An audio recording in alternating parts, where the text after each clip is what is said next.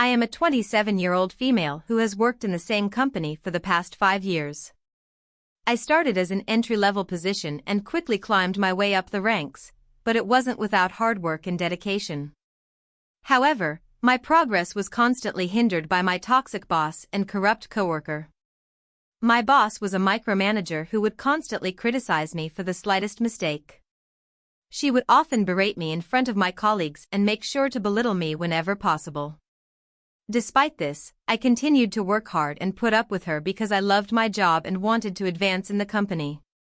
However, things took a turn when I was paired with a corrupt coworker who would constantly steal my ideas and take credit for them. This person was well connected within the company and had no qualms about manipulating others to get what they wanted. I tried to confront them about it, but they always managed to brush me off and make me feel like I was the one in the wrong.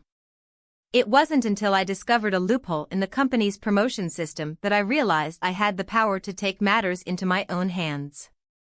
The promotion system required employees to complete a certain number of training hours, but there were no limits on how many hours could be completed at once.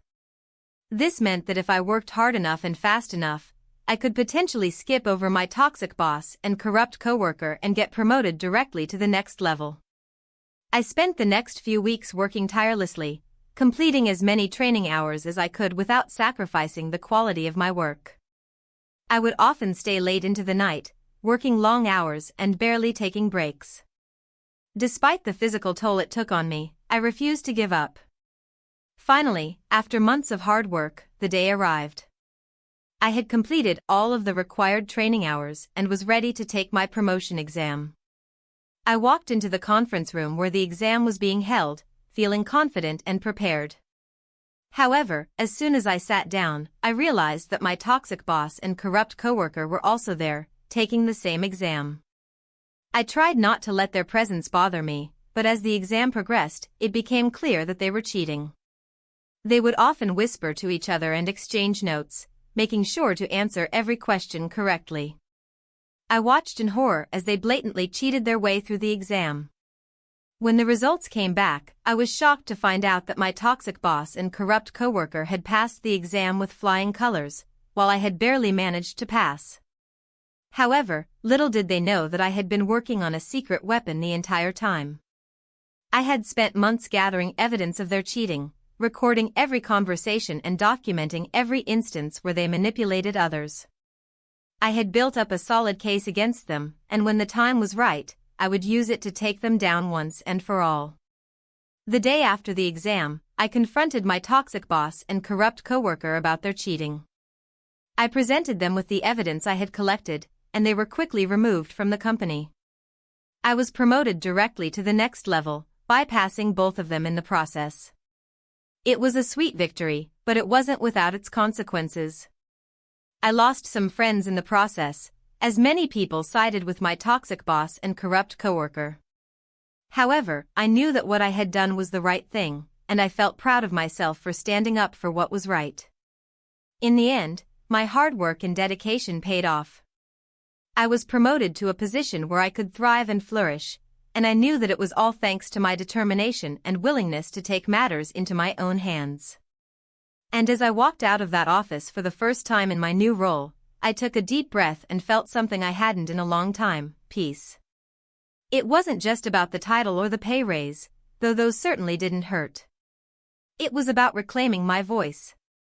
For years, I had let myself be diminished, talked over, disrespected, used. And for years, I tolerated it, thinking it was the price of moving up. But that day, I realized that standing up for myself didn't make me difficult. It made me strong. A week later, HR quietly sent out a company-wide email announcing personnel changes. The office was buzzing with whispers, and while some of my old coworkers looked at me with skepticism, others, especially the younger employees, started coming to me for advice. It was like a shift had taken place. The culture had cracked just enough for a little sunlight to shine through. I didn't waste my promotion. I made it a point to build the kind of team I wished I'd had when I started. I listened. I gave credit where it was due.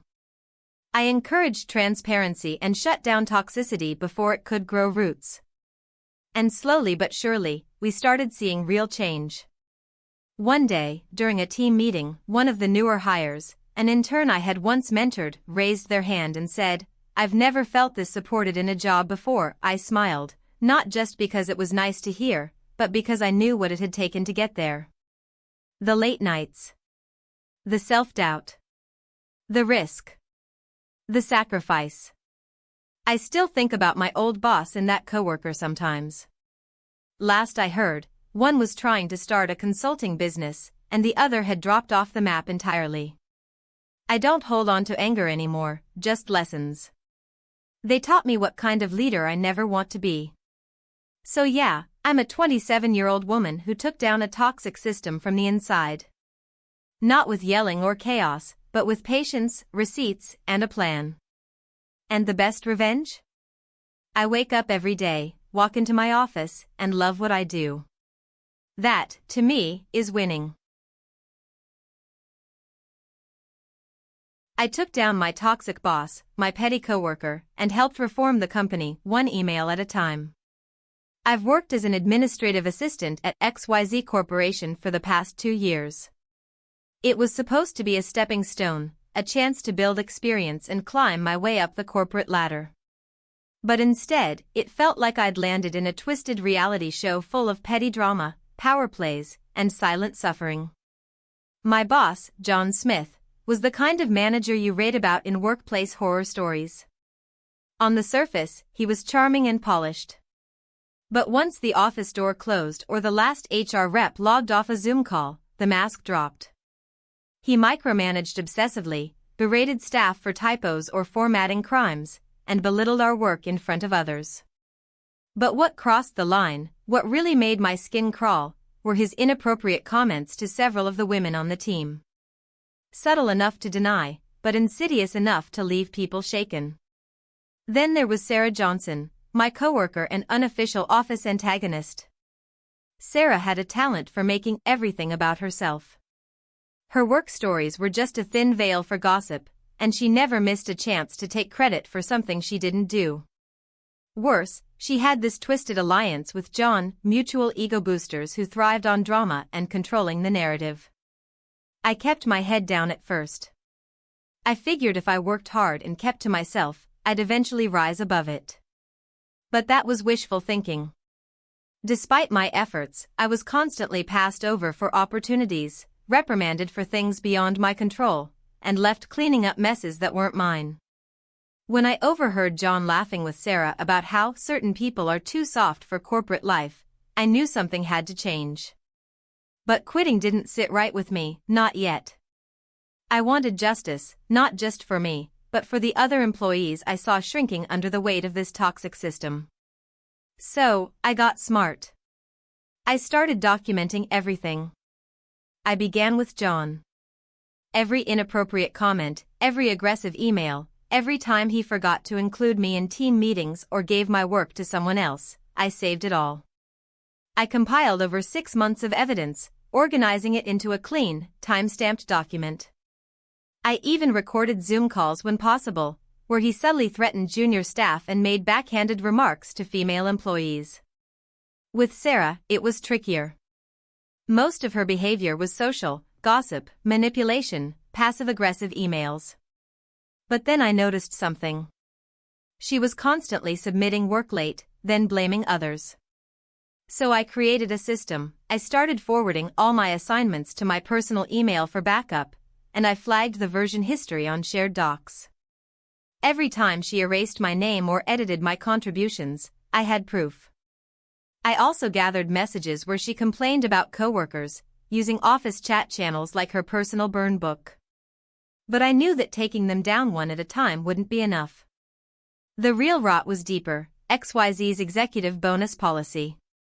While the rest of us got crumbs, the top brass handed themselves massive performance-based bonuses, with no transparency or oversight. I started requesting access to internal policy documents, public within the company, but hard to interpret. Then I made friends with someone in finance over lunch one day and asked the right questions. She confirmed that upper management had been reshuffling performance goals mid-year to guarantee their bonuses. It wasn't illegal, but it sure was unethical. After 9 months of collecting receipts, I had a full dossier.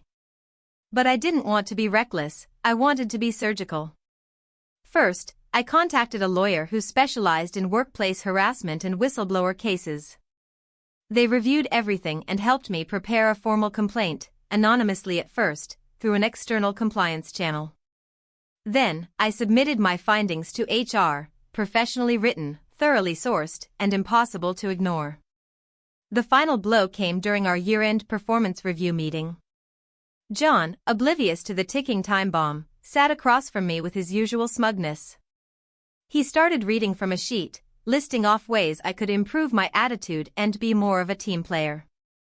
I waited until he was done, then slid a sealed envelope across the table. You might want to take a look at this before you go on. His face drained as he flipped through the pages.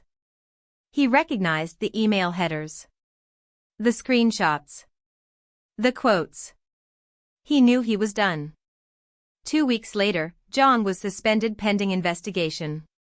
Sarah was quietly reassigned to a non-public role and warned about her behavior.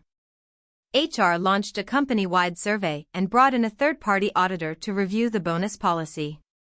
Within 3 months, the policy was restructured. Bonuses would now be performance-based and subject to peer reviews and project results, not just executive discretion. As for me, I got a promotion, not just a title, but a real seat at the table. More importantly, I became a quiet advocate in the company, someone new hires knew they could trust. I never rubbed it in anyone's face, but people knew. And they respected me for it. Leaving XYZ isn't out of the question, I still want to grow. But now I know my worth.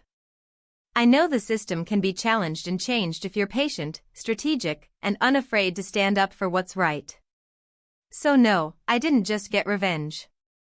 I got justice. And that tastes way better.